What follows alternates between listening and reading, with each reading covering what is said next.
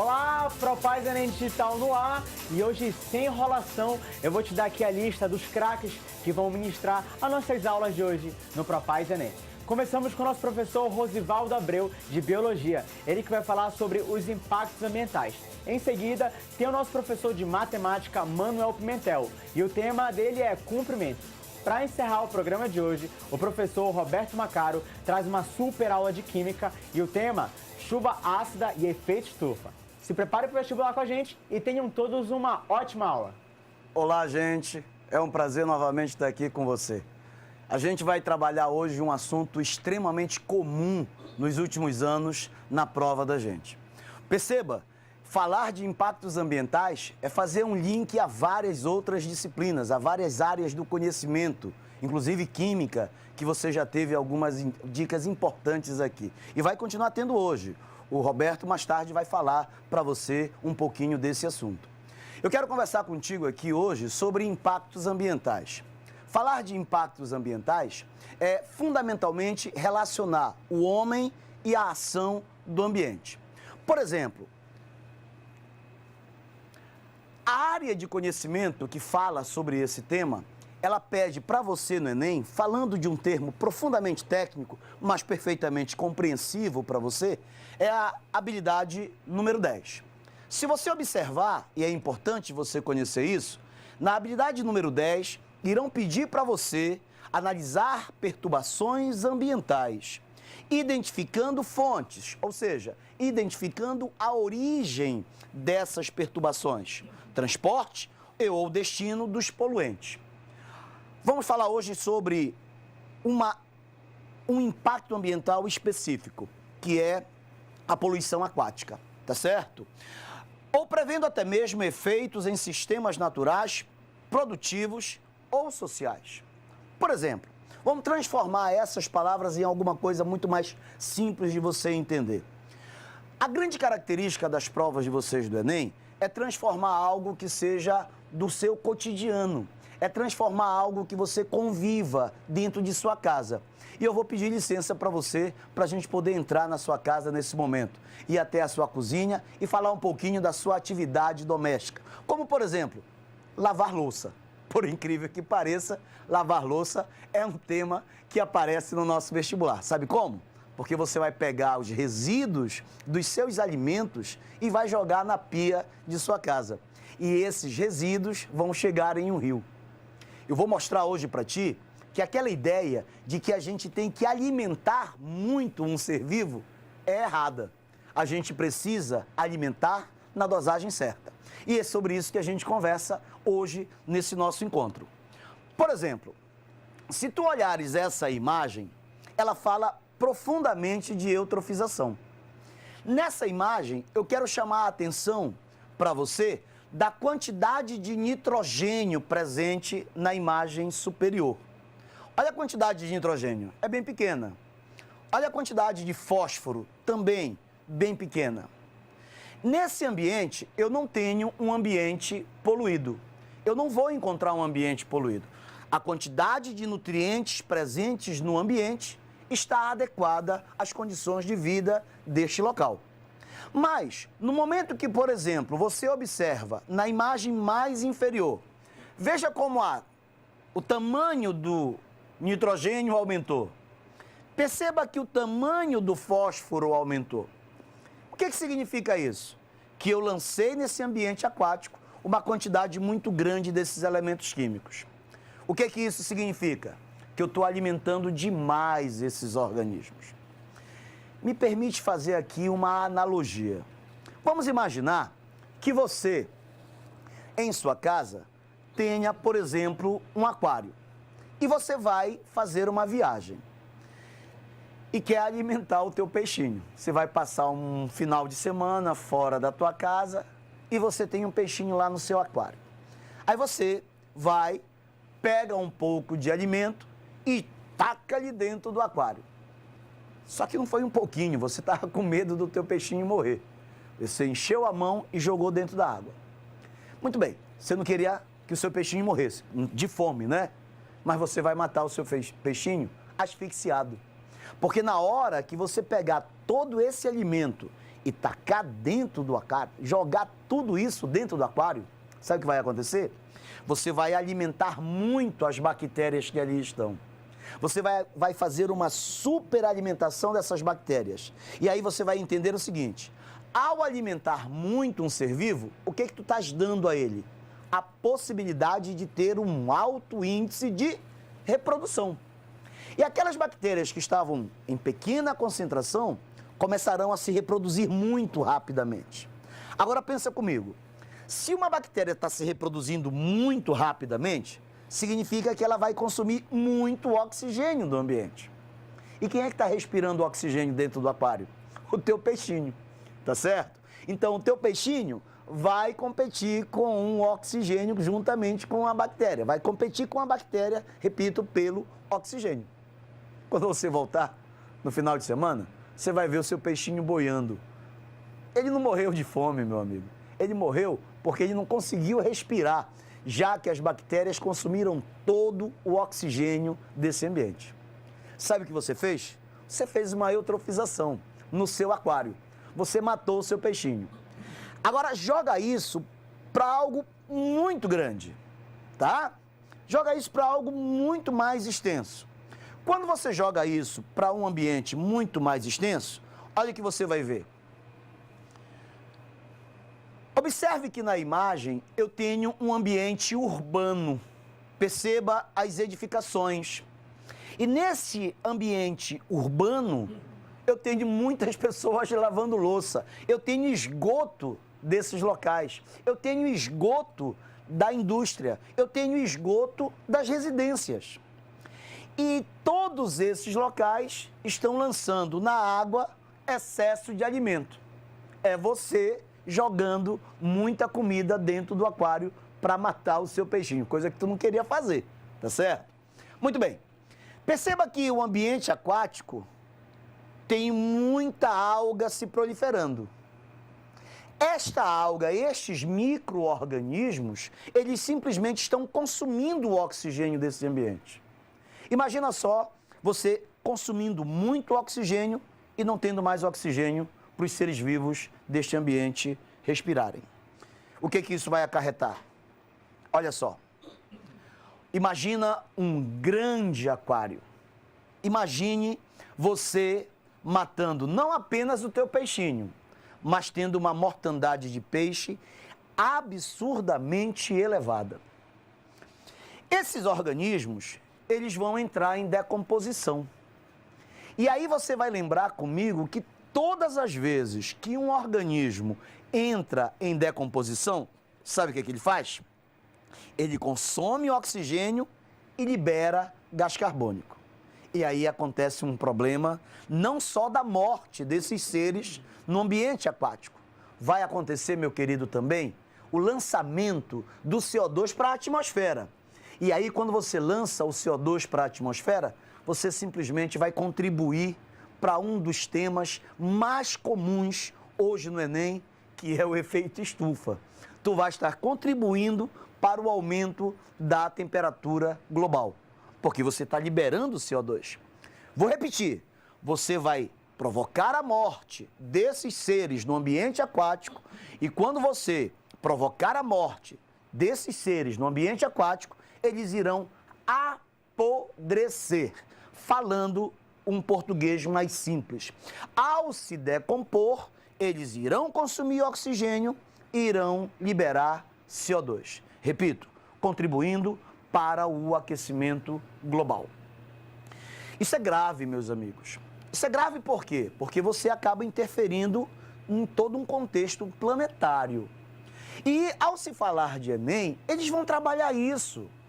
Embora o Enem seja um exame nacional, a gente não pode perder a perspectiva de uma visão global.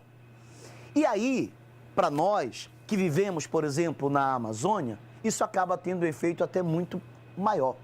A responsabilidade que nós temos em nosso ambiente é imensa. Vamos lá, vamos de novo fazer uma analogia. O que eu estou mostrando aqui para você acontece muito num cartão postal que nós temos, que é o ver o peso. Tá certo? Quando você vai ao ver o peso, né? E a gente está poucos dias do Círio. Quando você vai ao ver o peso, você acaba encontrando um odor típico daquele ambiente. Sabe que odor é esse? É o odor da eutrofização. É a morte daquele ambiente aquático. Tá entendendo? A gente tem uma cidade visitada por muitos turistas. E se um turista chegar até você e perguntar para ti, meu amigo, aonde é o ver o peso? E você pode dizer facilmente para ele assim, escuta, vai aqui nesse rumo, vai pelo cheiro que tu vais encontrar. E ele encontra. Por quê? Porque o ambiente está morto, o ambiente está podre, o ambiente está completamente degradado. E por que isso aconteceu? Vamos voltar ao nosso exemplo lá do nosso peixinho?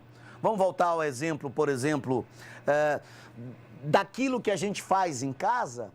Na hora que você pega o alimento e joga no ambiente aquático, você vai fazer isso. O que acontece muitas vezes com os feirantes ali do ver o peso? Eu não sei se você sabia, mas diariamente o ver o peso é lavado, tá? Só que quando se lava ali o ver o peso, os resíduos de alimentos que estão ali na calçada, muitos deles acabam sendo jogados para dentro do rio. E aí quando você pega esses restos de alimento, verdura, legumes, fezes de animais e tudo isso, tu pegas e joga para dentro da água, você simplesmente vai estar fornecendo uma grande quantidade de nutrientes para aquele ambiente. Eu duvido você ir ao ver o peso, eu duvido você ir ali à Praça do Pescador e pegar ali um filhote, ali na beira. Duvido. Tu não vai pegar, rapaz. Você não vai pegar por quê? Porque não tem oxigênio para o peixinho respirar, meu querido. Agora, se você pegar ali um casquinho, se você pegar ali um botezinho, rema uns 200 metros, você pega filhote. Porque para lá, a quantidade de oxigênio da água é bem maior. Isso é eutrofização. Você está entendendo como é que os caras trabalham isso? Eles vão convidar você para fazer uma reflexão de algo que é do teu dia a dia. Mas vamos lá, vamos voltar para dentro da nossa casa. Você acabou de almoçar, vai pegar seu prato, vai lavar. E quando você lavar, você vai usar um sabão líquido, né? Para dissolver aquela gordura que está no prato, na colher e tal. Resíduo de alimento, pedaço de arroz, de feijão. Você lava, isso vai cair aonde, meu querido? Isso vai cair no esgoto da tua casa. Esse esgoto vai ser levado para onde? Vai ser levado para dentro de um rio, cara. E quando for ser levado para dentro de um rio, repito, vai voltar isso aqui, ó. Olha só, observe. Veja que esses micro-organismos que aí estão se proliferando. E o que é que eles estão fazendo, meus amigos? Eles estão tirando o oxigênio da água. Estão fazendo o tema da nossa aula hoje, que é o fenômeno da eutrofização. Isso acontece no Rio de Janeiro, tá bom? Mas acontece principalmente no ambiente urbano. Deixa eu voltar a uma imagem aqui. Olha como essa imagem ela é muito simbólica para nós, tá? Repito, na imagem superior, a quantidade de nitrogênio e de fósforo, olha como ela é menor do que na imagem inferior. Na hora que você pega o nitrogênio e o fósforo e joga no rio, você inicia isso. Agora vamos lá. O Brasil se destaca por uma grande quantidade de produção alimentar. Há um composto químico, há um adubo químico chamado NPK. O que é o N? O nitrogênio. O que é o P? É o fósforo. E o K? É o potássio. Perfeito? Na hora que você pega e aduba o ambiente, na hora que você pega e joga o NPK nesse ambiente, você está nutrindo aquelas plantas. Você está pensando na grana que você vai ganhar vendendo aquele produto. Perfeito? Muito bem. Só que nesse ambiente vai chover, filhão. O que vai acontecer? Ou vai chover ou você vai irrigar. Tá bom? Na hora que chove ou na hora que você irriga, o que você vai fazer? Você vai tirar esses nutrientes do ambiente terrestre e adivinha para onde tu vai jogar isso de novo? Para dentro de um rio, para dentro de um igarapé, para dentro de um lago. E aí você vai voltar ao mesmo tema central da nossa aula hoje. Você vai voltar a uma eutrofização. Tu estás conseguindo perceber o quanto esse tema é interessante? Por que esse tema é um dos campeões nas provas de vocês do Enem? Porque ele retrata algo que nós comumente vivemos no nosso dia a dia. Você está entendendo? Então, é isso que eu quero que você perceba. E aí, meus amigos, isso fica na imagem de qualquer pessoa. O Brasil, ele é caracterizado por uma imensa diversidade biológica. E essa diversidade biológica, muitas vezes, é destruída pela atitude que nós, seres humanos, temos. Observe bem, eu quero enfatizar uma coisa aqui para você, que está em casa, me ouvindo, se preparando para o seu Enem. Todas as vezes que você provoca a morte de um ser vivo, seja ele de que natureza for, seja ele um vegetal, seja ele um animal, seja ele um micro-organismo, esse organismo vai se decompor, esse organismo vai apodrecer. E quando ele se decompor e quando ele apodrecer, ele vai tirar oxigênio do ambiente e vai lançar CO2. Eu te falei isso hoje e estou te repetindo novamente, por conta da importância que tem isso para um assunto que você vai ver depois, que é efeito estufa, aquecimento global. Eu espero, meus amigos, de uma forma geral, ter contribuído um pouquinho para o sucesso de cada um de vocês. Até uma próxima oportunidade. Tchau. Olá, alunos.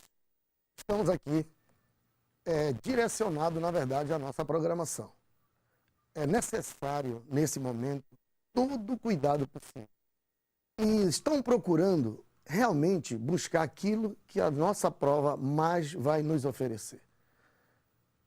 Nesse momento, a busca de direcionamento é fundamental, o cuidado que você tem que tomar, porque como é uma prova que tem 45 itens, é importante que você também foque naqueles que são importantes demais, aquele que tem direcionamento próprio de prova. E eu procurei hoje, como professor de matemática, direcionar esses itens a você. Então, iniciamos da seguinte forma. A área que a gente vai começar, a minha preocupação muito, é verificar a competência de área 3, que é construir noção de grandeza e medidas para a compreensão da realidade e a solução de problemas do cotidiano. Pense bem, avaliar a proposta de intervenção na realidade utilizando conhecimento geométrico relacionados a grandezas e medidas. Companheiros, não tem como a gente não observar pequenos detalhes nesses assuntos. Por exemplo, quando eu foco aqui nessa habilidade, que é avaliar a proposta de intervenção na realidade utilizando conhecimento geométrico, então o comprimento de arco, ele tem uma proposta importante dentro dessa realidade. Observe bem, para que as pessoas comecem uma corrida, é necessário que sejam localizados em posições diferentes. Qual é o objetivo disso? O objetivo é que quando você vai se afastando do centro, a partir do momento que você está diante de uma curva, o que é que você tem necessidade de observar nos itens do Enem? O deslocamento, quanto mais distante do centro, você tem um raio maior. Tendo um raio maior, você também passa a ter um comprimento maior. E tendo um comprimento maior, consequentemente, há uma necessidade, a habilidade, ela reforça essa realidade aqui. Avaliar a proposta de intervenção na realidade utilizando conhecimentos, o que, pessoal? Geométricos relacionados a grandezas e medidas. Então, a partir desse momento, o que é que os meus companheiros precisam entender? Quando eu estou próximo do centro, eu tenho um percurso curto. Quando eu vou me afastando do centro, eu vou tendo um percurso cada vez maior. E é aqui que vem a grande sacada do item do Enem. Por que busquei esse assunto? Porque sei que vai estar na prova de vocês esse ano. E como não é um assunto muito agradável de se trabalhar, porque, na verdade, aquele que ele vem por fora na prova, entretanto, é questão certa de prova, então eu comecei a pensar que eu preciso que o aluno ele comece a ter conhecimentos básicos como isso. Primeiro, quando eu falo em comprimento de arco, a minha primeira preocupação é o que é que eu vou trabalhar em cima disso. Por exemplo, o cálculo de comprimento de arco está ligado a π, né, gente? Então, o que é que eu queria que vocês observassem? Esse percurso que nós temos aqui, que é de uma circunferência, então, o que é que eu preciso? O comprimento total, ele é 2π vezes o raio. Isso aqui é o comprimento da circunferência. Quando nós falamos para vocês que o cara vai se afastando, ele vai aumentando exatamente esse raio aqui. Quanto mais ele se afasta, então ele vai tendo exatamente um maior raio, consequentemente um maior comprimento. E um percurso mais longo. Bem, como é que nós vamos, na verdade, interferir nessa ideia? A ideia está exatamente ligada aqui. Porque, companheiros, preste atenção. Quando eu dividir o comprimento, pessoal, exatamente por quem fala, por 2π raio, na verdade, eu tenho exatamente o π. Ou seja, pessoal, o comprimento dividido pelo dobro do raio é que me dá aquele elemento que a gente conhece muito, que é chamado de π. Muito bem. Então, vamos para cá. Aí, o que é que eu quero nesse momento que você passe a cuidar? Por exemplo, existe parte específica da matemática que é necessário que o aluno tenha cuidado. Por exemplo, nós temos aqui 90 graus, que são exatamente as medidas de ângulos e as suas conversões. Porque nós vamos estar trabalhando na prova dentro desses dois aspectos. Ou eu vou estar em grau, ou eu vou estar em radiano. Quando eu for trabalhar comprimento de arco é necessário que eu esteja em radiano. Se eu estiver em graus, eu tenho que fazer a transferência para radiano. Se eu já tirei em radiano, eu não preciso fazer a transferência mais, porque eu já estou em radiano. Porque toda vez que eu trabalhar comprimento de arco, é necessário que a minha medida venha em radiano. Muito bem. Então, observe bem. Então, o que é que acontece? Nessas medidas, eu queria que você observasse 90 graus, ou π sobre 2. Isso aqui você tem que levar para a prova. 180 graus, π. E você vai ver que, na verdade, a gente tem 90, 90. 90 com mais 90 dá 180. 90, 90, 90, 270. 90, 90, 90, 360. E assim também, principalmente para você que tem mais dificuldade, né? A gente está falando com um aluno que tem muita dificuldade em matemática. Muita dificuldade em matemática. Mas não é isso que vai quebrar você, não.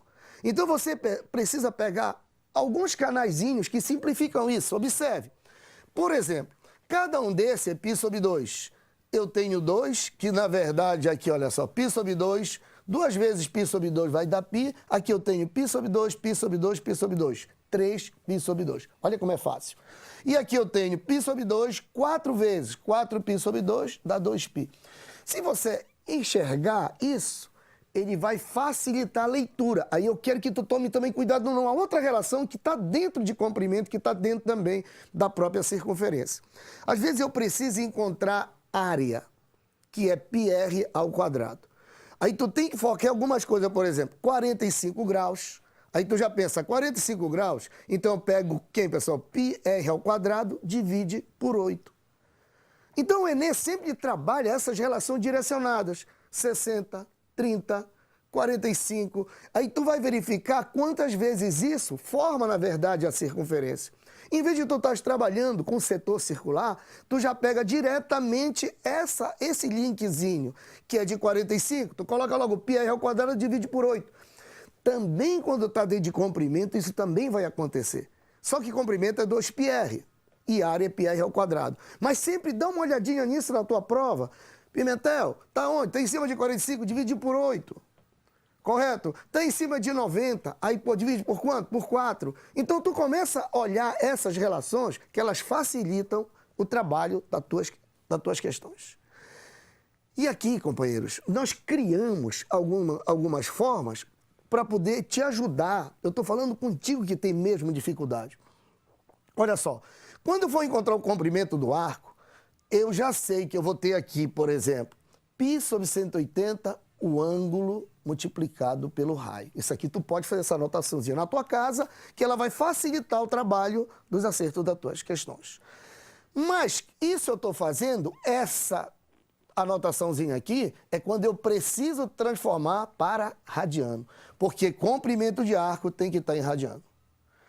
Se eu já tivesse em radiano, eu não precisaria desse π sobre 180. Trabalharia direto, exatamente o ângulo multiplicado por π. Bem, é aqui que eu digo para vocês. Às vezes o assunto ele é prolongado, mas às vezes os acertos nos itens eles são simples. Observe, por exemplo, o Enem vai repetir esse ano esses modelos de item. Se ele vai repetir, então é necessário que você esteja bem cuidadoso com isso aqui. Observe bem. Por exemplo, aquilo que a gente tratou ainda agora. Nós temos uma pista, ela tem uma parte circular. Se eu for, pessoal, ficando cada vez mais fora para a corrida, eu vou distanciar do centro. Distanciando do centro, eu estou aumentando o raio, tem que tomar cuidado com isso, eu estou aumentando o raio, consequentemente eu vou aumentar o meu percurso. Por isso que quando eu vou fazer um percurso, uma pista, é colocada em disposições diferentes. Aqueles que vão ficando mais fora da pista, vão ficando mais na frente, para poder exatamente dentro da sua proporcionalidade não ser prejudicado no percurso. E o Enem me traz um item desse, que apesar da simplicidade, nós tivemos um grau grande de erros. Ele diz o seguinte: a primeira coisa quando você pegar um item, você vai pela pergunta, vai logo no enunciado. Se os atletas partissem do mesmo ponto, dando uma volta completa, em qual das raias o corredor estaria sendo beneficiado? Agora, olha como eu vou te chamar a atenção agora. Tu observas que aquilo que a gente estava conversando antes, ele se torna exatamente um item do Enem que pode te classificar. Tipo, o atletismo é um dos esportes que mais se identificam com o espírito olímpico. A figura ilustra uma pista de atletismo. A pista é composta por 8 raias e tem largura de 9,76 metros. As raias são numeradas do centro da pista para a extremidade. Aí tu tem que tomar cuidado, que às vezes um texto ele tem muita informação, mas muitas vezes a informação que ele está te dando em termos numéricos, ele não tem fundamento para a solução do problema. Então, por exemplo, ele vai colocando muita coisa, a gente começa, no momento que vai lendo, a gente vai enchendo de informação. E são construídas de segmentos de retas paralelos e arcos de circunferências. Os 2 semicírculos da pista são iguais. Olha só, gente, presta bem atenção. Se os atletas partissem do mesmo ponto, dando uma volta completa, em qual das raias o corredor estaria sendo beneficiado? O que é que ele quis dizer com isso? Ele quis dizer para ti que se ele saísse do mesmo ponto, quem está mais próximo do centro, consequentemente, seria o cara beneficiado, porque ele ia fazer um percurso menor. Porque quanto mais eu me afasto do centro, maior é o meu percurso. Então, por isso que quando a gente trabalhar um item do Enem, a gente tem que ter cuidados específicos. Às vezes a gente tem um grande conhecimento, mas a gente às vezes esquece de detalhes mínimos que eles tornam prática a solução dos nossos problemas. Aqui é um deles. E aí, eu quero dizer aos colegas o seguinte: eu coloquei, estaria sendo beneficiado o atleta que largasse na raia, o quê, pessoal? Mais próximo do centro. Porque quanto mais próximo do centro, eu tenho um percurso menor, né? Aí eu coloquei, pois quanto menor o raio, menor o percurso a ser feito. Então, que fique claro isso pra gente. Se isso ficar claro pra gente, então a gente já tem, com certeza, um item determinado. Agora, observe uma outra questão aqui, companheiros. Eu tenho um outro processo também trabalhado em cima dos próprios modelos de comprimento de arco. Na figura tem-se 3 circunferências de centro ABC, tangente 2 a 2. As retas QC, olha só, gente, as retas QC, pessoal, e que é mais PT são perpendiculares. É que elas formam 90 graus aqui. Sendo 4 metros o raio da circunferência maior, pessoal, essa maior tem 4 metros de raio, importante. Tudo certo até aí? E quantos metros deve percorrer para ir de pé aqui seguindo as flechas? Isso é importante, porque muitas vezes a gente não observa, né? A gente não observa a figura. Se você olhar aqui, a flecha é essa aqui, olha. Essas são as setas. Então você observa que o percurso é esse que ele está falando para você. Se você olhar esse percurso, observe bem. Ele disse que esse raio é 4 metros. Então, companheiros, e essa pequena? 2 metros de raio. Mas se eu fizer um percurso, como ele está falando aqui, olha só, esse percurso aqui, é como se ele tivesse feito o percurso de uma pequena dessa toda. Quando ele faz isso aqui, ele faz meio percurso dessa pequena, com mais meio percurso aqui, ele faz um percurso inteiro. Tudo certo? E aí ele vem e faz o último percurso. Então vamos entender aquilo que eu falei para vocês ainda agora. Observe bem aqui. Olha só, quando ele faz esse percurso, ele faz o percurso de uma circunferência pequena. Qual era o raio da pequena? Era exatamente 2π, raio menor.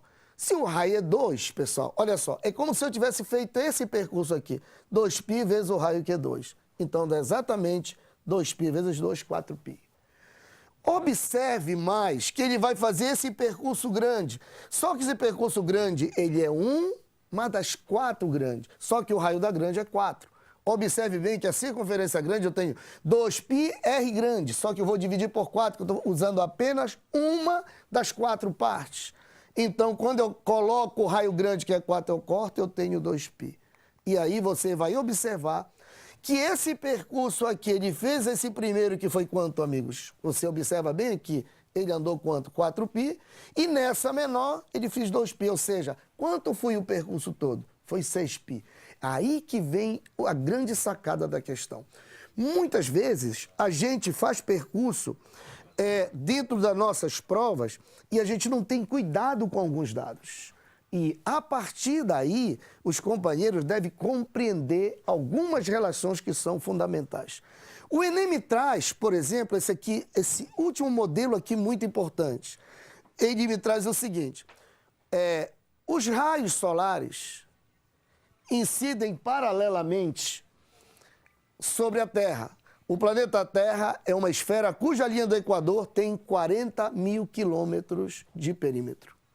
Iniciando nos pontos P e Q da linha do Equador do planeta Terra, e são indicadas as medidas dos ângulos em que esses raios formam com as normais a superfície terrestre nesses pontos.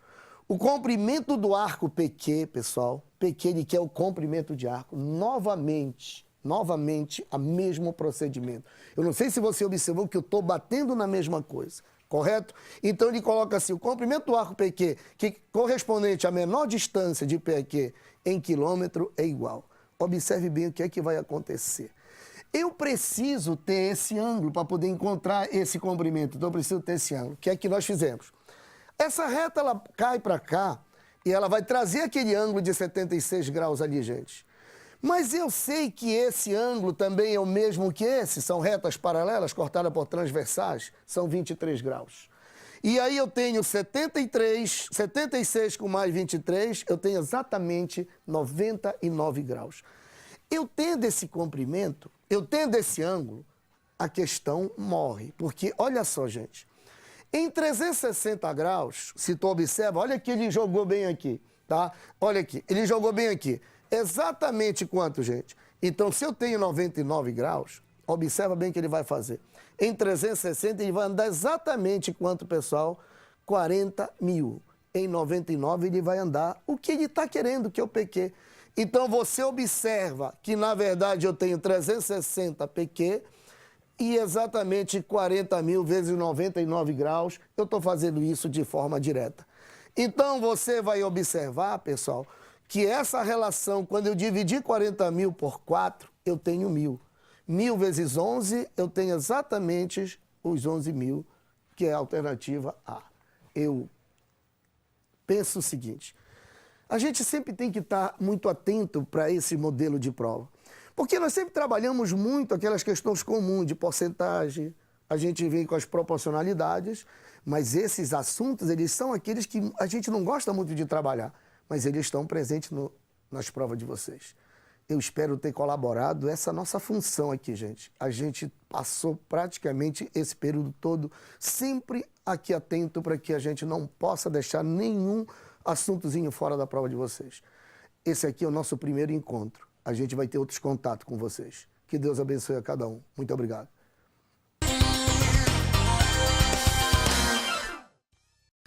Olá, queridos alunos, estamos aqui para mais uma aula do Propaz Enem.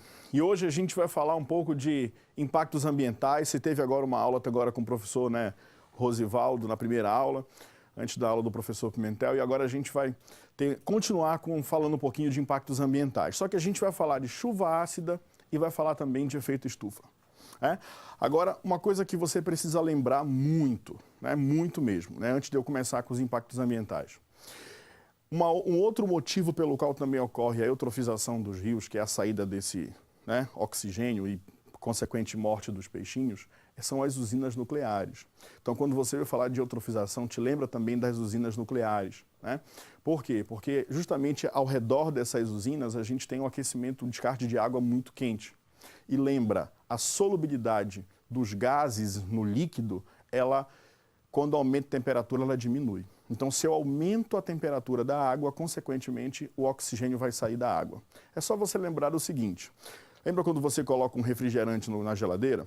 Quanto mais gelado está o teu refrigerante, mais solubilizado está esse gás. Se você abrir um refrigerante quente, ou seja, antes de colocar ele na geladeira, muitas vezes o refrigerante até se expõe, até sai todo o refrigerante. Por quê? Porque o gás não está tão solubilizado assim com o líquido.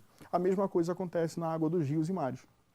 Se a temperatura aumentar muito da água, esse gás vai sair, que é o oxigênio, um dos responsáveis pela respiração dos peixinhos também. Então, te lembra disso aí, galera. Uma das consequências da eutrofização também são as usinas nucleares, certo? Então, vamos lá.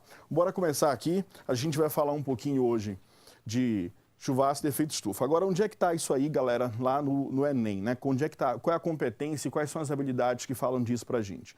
Então, primeiro, a gente tem a competência de área 7, que diz o seguinte: apropriar-se de conhecimentos da química para, em situações de problema, interpretar, avaliar ou planejar intervenções científico-tecnológicas. Olha só o que diz a habilidade 26. Avaliar implicações sociais, ambientais e ou econômicas na produção ou no consumo de recursos energéticos ou minerais, identificando transformações químicas ou de energia envolvida nesses processos. E a habilidade 27, que diz o seguinte: avaliar propostas de intervenção no meio ambiente aplicando conhecimentos químicos, observando riscos ou benefícios. Então, olha só, quando a gente fala em chuva ácida, a gente fica logo com medo, Porque, chuva ácida, então o que vai acontecer comigo e tudo mais? Só que a gente precisa entender que ácidos são esses e o porquê disso. A primeira coisa que a gente precisa entender é o seguinte: toda chuva é ácida. Como assim toda chuva é ácida? Eu tomo banho de chuva e nunca aconteceu nada comigo. Toda chuva é ácida. Só que existe a chuva ácida que é prejudicial, que é a que vai te fazer mal, e a chuva que é levemente ácida, que é essa que a gente está habituado. Por que toda chuva é ácida? Isso você precisa entender. O gás carbônico, ele é um óxido ácido, isso você já aprendeu lá em classificação dos ácidos.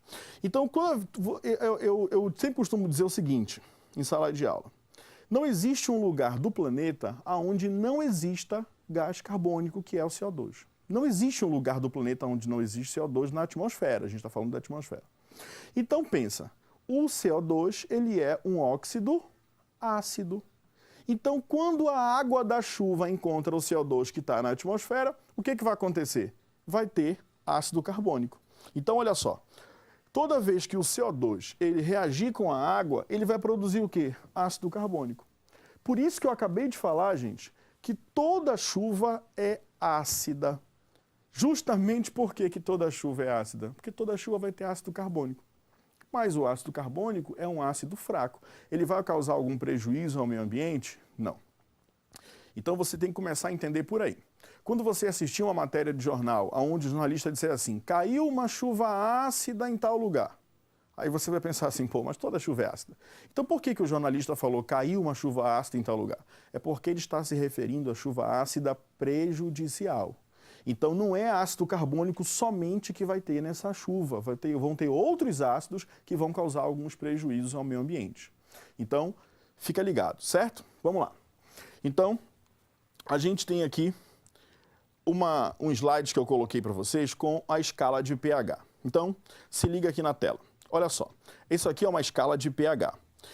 Onde é que é considerada a chuva ácida prejudicial? É aquela cujo pH é menor que 5,6. Agora é importante você entender aqui a escala de pH. Toda vez que eu tenho pH 7, a solução é neutra. Ou seja, o que significa pH 7 que é neutro? Como assim? De onde foi criada essa escala? Essa escala foi criada a partir da água destilada. Então, a água pura, a água destilada, ela tem pH 7. Agora, quando eu tenho uma acidez elevada, o que vai acontecer? Esse pH vai diminuindo. Então, o que significa ter pH 7, que é o potencial hidrogeniônico? Significa que essa substância é 10 vezes mais ácida do que o padrão, que é a água destilada. E se o pH for 5, ele é 100 vezes mais ácido. Se for 4, 1000 vezes mais ácido. E assim por diante. Lembra que isso aqui é uma função exponencial. Então, o que vai acontecer? Quanto mais baixo o pH, mais ácido eu tenho a nossa solução. E se o pH aumentar? Se for 8, 9, 10, aí a gente tem um caráter alcalino, um caráter básico crescente, certo? Então, quanto menor o pH, mais ácido eu tenho. Quanto maior o pH, mais alcalino eu vou ter. Certo? Essa aqui é a escala de pH. E a chuva ácida considerada prejudicial é aquela cujo pH é menor que 5,6. E aí, o ácido carbônico vai deixar o pH da chuva menor que 5,6? Não. Então, quem é que vai deixar o pH da chuva menor que 5,6? Bora entender o que acontece na atmosfera. Olha só, eu tenho o SO2. O SO2 é liberado por diversas indústrias aí, e não só as indústrias, mas também os escapamentos de automóveis, porque o enxofre sobe para a atmosfera e acaba reagindo com oxigênio. O SO2 é um óxido ácido. A gente já sabe o que acontece, com os óxidos ácidos. Só que o SO2 ele se transforma num outro óxido, que é o trióxido de enxofre. E é esse óxido que vai fazer a diferença, porque o SO3 é que vai reagir com a água e vai produzir um dos vilões da chuva ácida, que é o H2SO4, o ácido sulfúrico. Então, presta bem atenção. Apareceu aí o primeiro vilão, que é o ácido sulfúrico, que vai deixar a chuva ácida com pH menor que 5,6. Só ele? Não. A gente tem também NO. Ah, mas NO não é um óxido ácido, ele é um óxido neutro. É verdade. Se reagir o NO com a água, não vai produzir um ácido. Mas o NO, ele reage com o oxigênio. Então, o que a gente vai ter aí quando ele reagir com oxigênio? A gente vai ter o NO2. E o NO2 é um óxido ácido. E o que acontece quando um óxido ácido reage com a água, produz ácidos. HNO2, que é o ácido nitroso, e o HNO3, que é o ácido nítrico. Então, percebe, por mais que eu tenha a presença de ácido nitroso, os grandes vilões são o ácido sulfúrico e o ácido nítrico. Esses dois são os grandes vilões da chuva ácida. São esses dois ácidos que vão deixar a chuva ácida prejudicial. São esses dois ácidos que vão deixar a chuva ácida com pH menor que 5,6. E o que acontece quando o pH fica menor que 5,6? A destruição das folhas dos vegetais e, consequentemente, da floresta. Eu tenho também aí, a acidificação das águas dos rios e lagos, provocando destruição da vegetação aquática e morte dos peixes. A acidificação mata todas as formas de vida existentes. Agora, presta atenção. Quando o pH atinge a faixa de 2,3, aí é que acontece a morte aí da vida, vamos dizer assim, das matas. E não só de toda a morte desses animais que pode acontecer. A gente tem uma devastação muito maior quando o pH está menor que 2,3. E danos materiais, a gente tem também aí o comprometimento de edificações e de obras de arte, por corrosão do mármore, dos metais e do cimento. De vez por outra, as obras de arte que a gente tem no nosso país precisam ser restauradas justamente por quê? Porque a chuva ácida corrói essas substâncias. Que chuva ácida? A chuva ácida que contém ácido sulfúrico e ácido nítrico. Então, presta atenção. Toda chuva é ácida, porque ela possui o ácido carbônico. Mas a chuva ácida prejudicial, aquela que vai causar tudo isso que a gente acabou de falar, é a chuva ácida que contém ácido nítrico, que é o HNO3, e o ácido sulfúrico, que é o H2SO4, ok? Então vamos lá. Aqui eu tenho um slide que eu coloquei para vocês para mostrar o seguinte. A chuva ácida não ocorre somente em locais poluídos. Justamente por quê? Por conta da ação dos ventos. Então eu posso ter os óxidos sendo produzidos numa indústria muito longe desses locais que não são poluídos, e aí eu tenho a precipitação de chuva ácida aí, olha, o HNO3, o ácido nítrico, e o H2SO4, o ácido sulfúrico, e também eu vou ter chuva ácida. Então te lembra, eu não vou ter chuva ácida somente em lugares poluídos. Eu também posso ter chuva ácida prejudicial em lugares não poluídos, ok? E o outro efeito que a gente vai falar é o efeito estufa. O efeito estufa, ele é bem mais simples de você entender, né? Então, vamos lá. É a concentração de gás estufa na atmosfera, principalmente o gás carbônico, né, o CO2, ocasionando o aquecimento global. Né? Você já deve ter ouvido falar muito de aquecimento global. As atividades humanas promovem o aumento da produção de CO2, que é a combustão de motores, as queimadas, queima de combustíveis fósseis, etc. Então, o que acontece? Bora entender, gente. Olha como é que funciona uma estufa. Esse slide eu coloquei para você para mostrar o seguinte. Isso aqui é uma estufa de plantas. Aqui em Belém, a gente não precisa disso. Mas imagina que você quer plantar, né, lá no sul do país, onde é muito frio. Então, o que você precisa? Você vai precisar de aumento de temperatura para poder fazer a sua plantação, fazer a sua horta. Então, você coloca essa estufa, você faz. O que é essa estufa? É uma casa toda de vidro. O vidro, ele permite, olha só para o slide. O vidro, ele permite com que as ondas curtas do sol, elas passem aqui por esse vidro e cheguem até a plantação. Então, olha só, eu tenho aqui as ondas passando pelo vidro e chegando. Só que essas ondas, elas, quando batem nessa plantação, elas produzem infravermelho, que são ondas de calor. E essas ondas de calor que são produzidas dentro aqui da casa de vidro é que vão fazer justamente esse aquecimento. Então perceba, o vidro permite com que as ondas curtas do sol passem por ele, mas não permite com que os raios infravermelhos saiam totalmente daqui.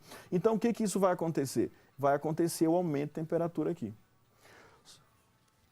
Agora, onde é que isso pode ocorrer também, gente? Isso pode ocorrer no automóvel. Sabe quando você vai pegar e abrir a porta de um carro e vem aquele bafo quente, galera? Está acontecendo o efeito estufa. Por quê? O vidro do carro, ele permite com que as ondas do sol, a irradiação, passe pelo vidro. Quando essa irradiação bate no banco do carro, bate no volante, bate no painel, o que vai acontecer? Vai produzir infravermelho dentro do carro. Só que o infravermelho consegue passar totalmente pelo vidro? Não. Então, dentro do carro fica muito quente. Isso é o efeito estufa. Agora, a gente está falando desse mesmo efeito de maneira global. Como assim? Existe um vidro ao redor do planeta? Não. Mas existem gases poluentes, cujo gás carbônico é o principal deles, que faz o papel desse vidro. Ele fica ao redor do planeta, deixando a irradiação solar bater, mas quando bate aqui na atmosfera terrestre, produz ondas de infravermelho e essa poluição não deixa esse infravermelho sair. Olha só para você entender melhor esse slide bem aqui, ó. O que a gente tem aqui? A gente tem aqui, ó, o sol, né, as ondas de infravermelho batendo. Quando chega bem aqui na atmosfera, ela é absorvida. Só que a poluição bem aqui, ó, que são os gases do efeito estufa, não deixam o calor sair totalmente. Agora perceba, isso é bom. O efeito estufa, ele é bom para o planeta. Porque se não fosse o efeito estufa, esse calor todo ia embora e a gente ia morrer de frio aqui no planeta. O problema é que os gases poluentes estão em demasia, está acontecendo demais, não era tanto assim antigamente. Então, por conta disso, o efeito estufa está se agravando. E aí, esse agravamento do efeito estufa, essa temperatura muito alta, está ocasionando alguns problemas, como o derretimento das calotas polares, aumento dos níveis dos rios e aquele calor que a gente sente, né, cada vez mais na nossa cidade. Aqui em Belém, então, não preciso nem falar de calor, né, gente? Todo mundo que mora aqui sabe exatamente o que é sentir muito calor o tempo todo, né? Ainda bem que a gente tem muita chuva aqui, né? Porque senão a gente estava ferrado. Mas vamos lá. Agora, é como se acontecesse isso aqui. Olha só esse slide que eu coloquei para você aqui, ó. É como se o planeta tivesse dentro dessa casa de vidro. Só que aqui não é uma casa de vidro. Essa casa de vidro, ela está representando o quê? Os gases poluentes. Certo, gente? Vamos lá. Agora, só o CO2 que promove efeito estufa? Não. O CO2, como eu falei, ele é o maior responsável, mas a gente tem também o gás metano, responsável aí por 16%. A gente tem os CFCs, lembra, o CFC, galera, ele também é responsável, né, pela destruição da camada de ozônio. Ele também agrava o efeito estufa. NO e NO2. A gente tem o ozônio troposférico, né, 10% aí também, e vapor d'água, né? Então, tudo isso aí, galera, contribui, né, para o efeito estufa. A gente chama de gases estufa, certo? Então, vamos lá. Agora, quais são as maiores consequências? Primeiro, a gente tem aí as novas adaptações de vegetais e animais. A gente tem, como eu falei agora há pouco, o degelo das calotas polares, elevação do nível das águas. A gente tem o desaparecimento de cidades litorâneas, pode ocorrer em casos, né, mais extremos. Tsunamis e maremotos, por conta do calor, né, e da inversão térmica que ocorre aí nos mares. Então, tudo isso aí, galera, é consequência do efeito estufa, ou seja, ele é bom para a manutenção da nossa vida, mas se agravar e continuar agravando, a gente vai ter aí todos esses efeitos, certo? Agora, vamos lá. Eu posso me precaver e para diminuir esse efeito estufa? Posso e devo. E como é que a gente faz isso? Primeiro, restringindo o uso de derivados do petróleo. Toda vez que a gente restringe o uso de derivados do petróleo, a gente vai produzir menos gás carbônico. E aí a gente vai, né, ajudar o planeta, né, a diminuir o seu efeito estufa. O que mais que a gente pode fazer? Rodízio de automóveis. Algumas cidades fazem isso por conta do trânsito. Mas a gente podia fazer isso também por conta da emissão de gases poluentes, né? É uma situação muito extrema, mas é uma solução, é uma coisa que poderia ser feita. E aí estimulava o uso de transportes coletivos. Eu tenho também aí, ó, usar combustíveis alternativos, menos poluentes, substituir a gasolina pelo álcool. O gás hidrogênio, por exemplo, não é um gás poluente. Gente, o gás hidrogênio é o combustível do futuro. E eu vou encerrar essa aula falando dele para você. O gás hidrogênio é o combustível do futuro. O gás hidrogênio, a combustão dele, a queima dele, só produz água. A Honda produziu um carro agora chamado Clarity, movido a hidrogênio. Só produz água na combustão. A Lexus também produziu agora um carro, né? Recentemente, eu fiz até uma experiência com os meus alunos, mostrando, né, como se produz o gás hidrogênio, né? E aí eu coloquei esse gás dentro de um balão e a gente tocou fogo nesse balão dentro do laboratório de química da escola. Então, olha só, aqui eu trouxe a foto para mostrar para vocês. Essa claridade que você está vendo aí próximo ao Data Show é a explosão de um balão de hidrogênio menor um pouco aí do que o tamanho da minha cabeça. Então você percebe que é um balão aí, apesar da minha cabeça ser um pouquinho grande, né, galera? Mas o balão era pequeno. E aí de toda essa explosão, essa foto foi batida aí por um aluno lá do Colégio Marista, galera. Foi lá no laboratório do Marista que aconteceu essa experiência de produção de gás hidrogênio. Te lembra? Hidrogênio, combustível do futuro. A gente vai programar uma aula para falar um pouquinho mais dele. Então, agradeço aí a sua audiência na Agricultura. Espero ter contribuído aí para a sua prova. Muito obrigado, galera. É isso aí.